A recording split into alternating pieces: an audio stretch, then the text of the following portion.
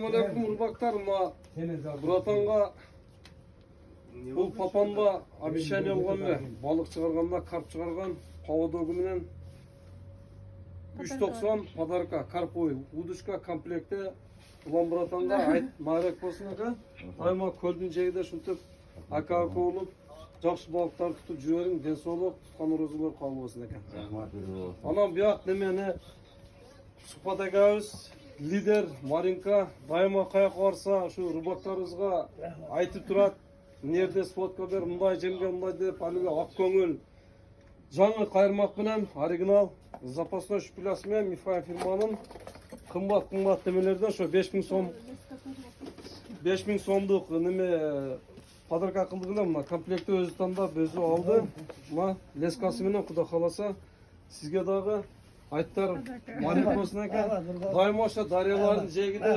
неме кылып балыктар тутуп ден соолуктуу ака болуп жүрбөйт орозолор Ana akalar padarkalar zo'r bo'ldi.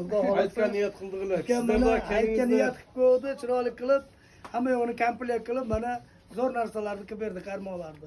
Rahmat aka. вот ака Alloh rozi bo'lsin. Hozir aka гамакацун оригинал күрчөк алып кетти атам.